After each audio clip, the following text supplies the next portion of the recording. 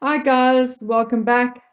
Okay, before I continue with my rant on Harry's United Nations speech, I have some good news.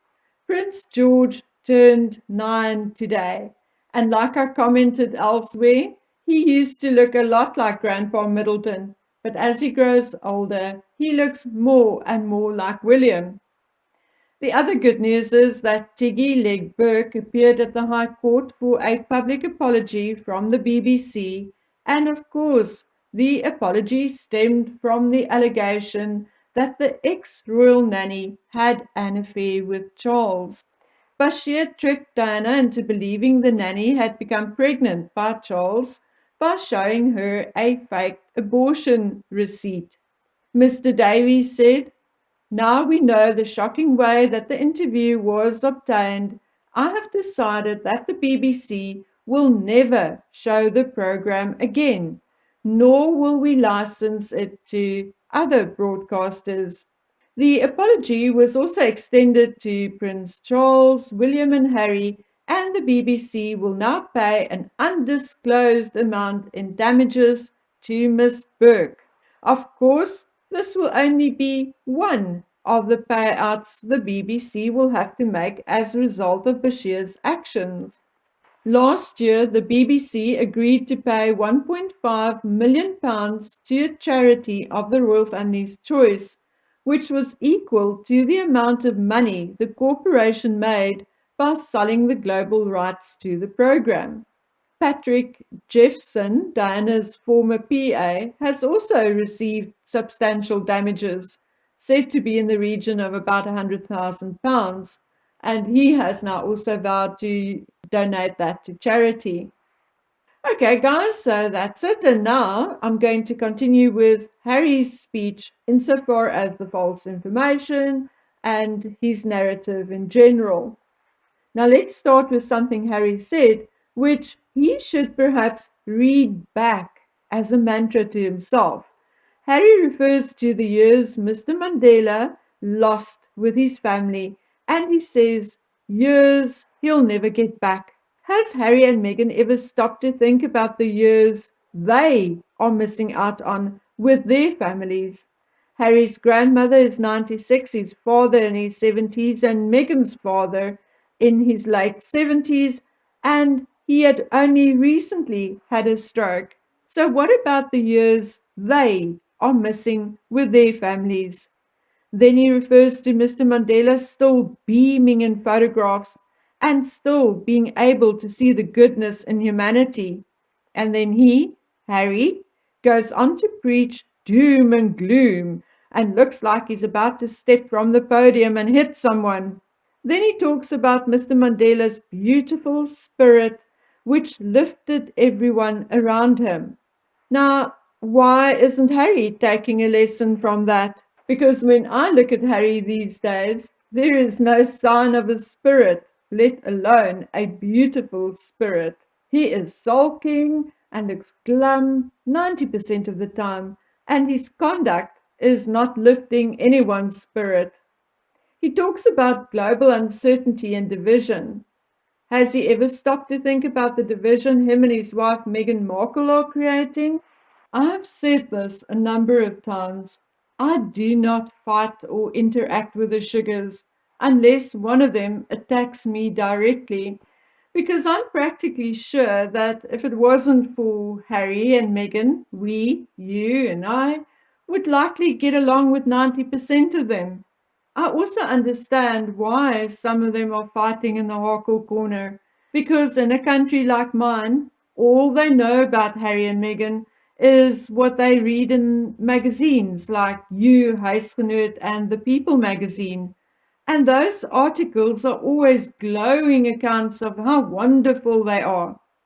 So maybe Harry needs to do some introspection and stop causing division. And maybe Meghan should stop with her race baiting narrative. The planet does not only belong to one race, but to all races. We all breathe the same air.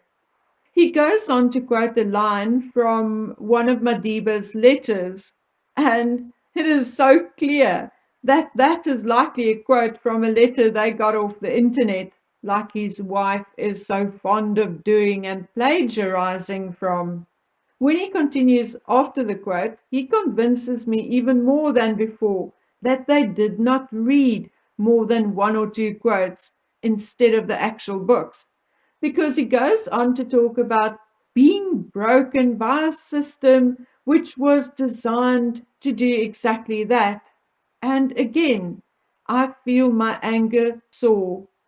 What system is Harry talking about?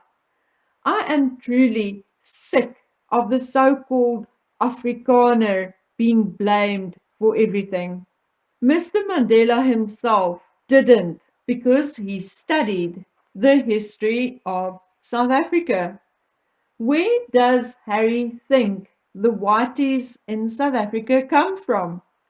All of us are descendants from mainly the Dutch and British, with other European nations like the Portuguese, German, and French thrown into the mix. Now, a quick rundown of history. I'll try not to bore you to death and keep it short. In 1486, Bartholomew Dias first sailed around the southern tip of Africa, followed by Vasco da Gama in 1497. Now, Vasco da Gama actually stopped and stepped off onto South African soil. Towards the end of the 16th century, the Dutch, however, had the largest trading enterprise in the world, called the Verenigde Oost-Indische Compagnie, or the VOC. In 1650, the VOC decided to establish a refreshment station for passing ships at Table Bay, which is now known as Cape Town, and they sent old Jan van Riebeeck along. He realized the potential of the land and started farming enterprises. In 1795, the VOC was on the verge of bankruptcy, and the British East India Company decided to take control of the Cape. With the help of the main British fleet, they conquered the Cape at the Battle of Muizenberg. The British, however, returned the Cape to the Dutch after a treaty in 1803. In 1806, however, the British again took the Cape after a battle at Blouberg. This was followed by almost a century and a half of English domination up until 1961, when South Africa became a republic. Now, I'm not going to go into the details on other wars and battles like the Anglo-Boer War, etc.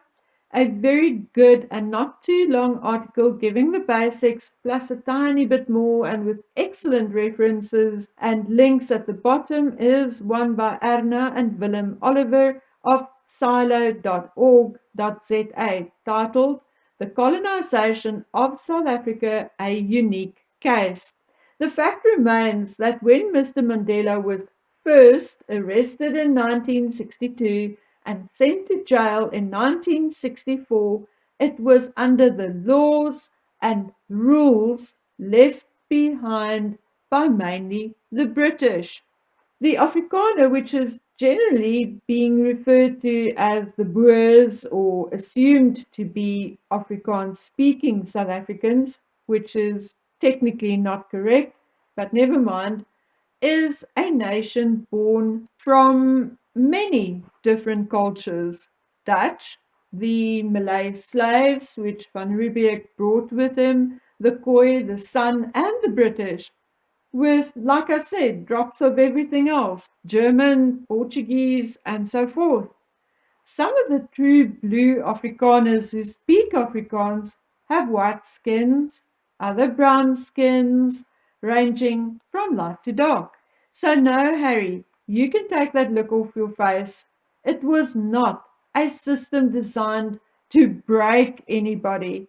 It was the law left behind by your people and my people, as that is where 50% of my blood comes from. Mr. Mandela knew that, and that is why he made it his mission to get to know and understand the so-called Afrikaner, that new, uniquely South African people who were born from all those European nations, Malay people, and many other African migrants and nations. Mr. Mandela also understood, or eventually he did, that violence does not solve the problems. And even before he was released from prison, he worked at changing that system. First, by working towards better conditions for all in the prison system.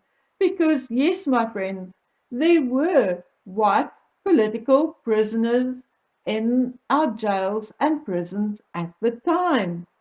And then, as Mr. Mandela's freedoms and access to family and colleagues increased, he worked to change that system which marred this country, and again, which was left behind by the Dutch and British colonizers. So Harry and his ilk has to learn from Mr. Mandela and the majority of South Africans who no longer blame the Dutch and the British, but instead are working hard to leave the past behind and instead look forward to a more positive future where we are all South African, where we are all Afrikaners. Because when Afrikaners only means Africans. Harry has to learn that he is only one of those who are still exploiting history for their own narrative and own gain, and that those like him are fast fading into the minority. He himself is now married to a mixed race woman, just like the majority of South Africans are in reality actually of mixed race, regardless of the color of our skins. Okay, moving on. Harry says, with a straight face, mind you, that he understands the suffering of the people after an endless stream of disasters. I would love for him to explain to me what it is that he understands. Has he ever been homeless? Has he ever gone hungry? No, he has not. And not until you have walked a mile in someone else's shoes can you really understand. He stands there with his sad sack face and tells us he understands. But from there, he will return to posh accommodation, eat at an expensive restaurant, while his wife wears 3 outfits in one day, totaling more than $10,000. No, Harry, you do not understand. $10,000 is 169,100 Rand today.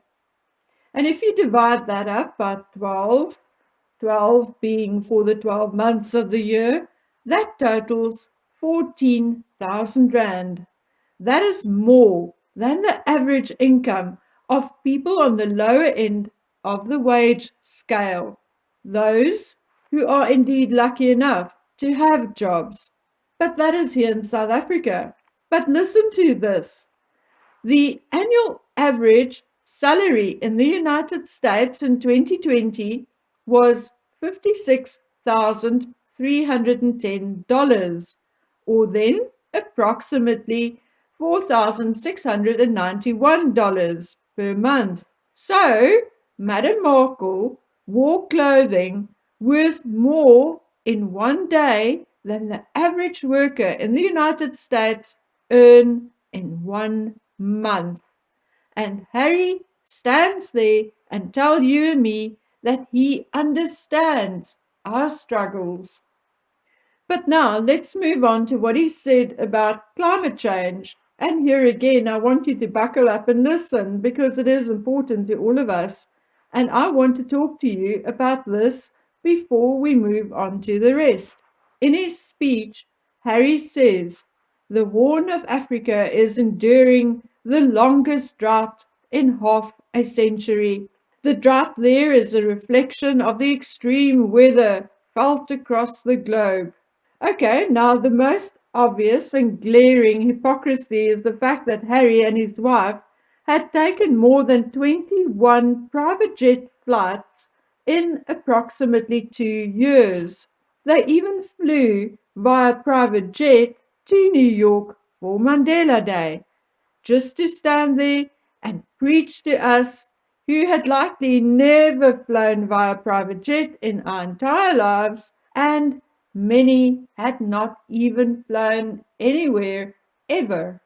But let me tell you about the Horn of Africa. The Horn of Africa is the easternmost region of Africa and includes the following countries: Djibouti, Eritrea, Ethiopia, and Somalia. The Horn of Africa contains such diverse areas such as the highlands of the Ethiopian plateau, the Ogaden Desert, the Eritrean and Somalian coasts, etc. However, when people talk about the Horn, you have to ask them which definition they subscribe to, as some definitions include parts of Kenya, the Sudan, South Sudan, and Uganda. The Horn of Africa is one of the world's most conflict-prone regions, with protracted conflict, with violent extremism, weak governance, and poor public services. So let's look at some of the countries individually. The worst drought in Ethiopia was caused by the El Nino weather system in 2016. And then many countries climbed on the bandwagon and said it was the worst drought in 30 years. Now let's look at Somalia. Somalia has experienced three major drought crises in the past decade: 2011 to 2012, 2016 to 2017, and now 2021 until 2022. Now, the drought of 2011-2012 was described by the various international organizations as the worst in 60 years. Are you starting to catch on yet? Is the drought for this season the worst in 30 years, 60 years, or 50 years, like Harry said? Come on, people. Those of you who are pleading for donations and paying yourselves huge salaries in the process, tell us, which is it? 30 years, 60 years, or 50 years? Now, who of you have heard of the Sahara Desert? Well, my dears, on this screen is a map of regions included in the desert area. Now look at the bottom right, and what do you see? Yes, indeed, Eritrea, Ethiopia, Djibouti. Okay, but what about Somalia? Well, my dears, a desert does not just stop at the line you or I draw in the sand. It stops gradually. As you drive out of such a desert area, you will see the plant life increase gradually over hundreds of kilometers. The point is that the Horn of Africa is indeed a very dry area. Now, it is estimated that the Sahara Desert is between 2 and 3 million years old. However, not all of the Sahara region consists out of sand dunes. Only about 25% of the Sahara is covered in sand. However, what is more common across the region and in adjacent countries, and especially in the northern parts of the countries we have just spoken about, is that the soil is low in organic matter and often saline. Now, okay, I'm not going to bore you with more information, but suffice it to say, the countries contained in the Horn of Africa are in a very dry region and had been for thousands, if not millions, of years. Other countries in the region had learned to adapt or trade what they have to support their shortfalls. It was and is their governments and leaders who saved them from famine, and not climate change like the Swiss, the Greta Thunbergs, the Harrys, the Charleses, etc. would like you to believe. Because the more you fall for their BS, the more money they can get out of you. So, my dears, please be conservationists. Those plastics in our oceans are horrendous and is killing marine life. But beware of these climate change preachers. Be very aware, particularly of those who hop onto private jets to come preach to us about climate change. Now, okay, my dear friends, I'm going to leave this here for now. I'm going to do one more part on the other aspects of Harry's speech, and then we are going to move on to Tom Bauer's book. So, until we meet again on the next video, please take good care of yourselves. Bye.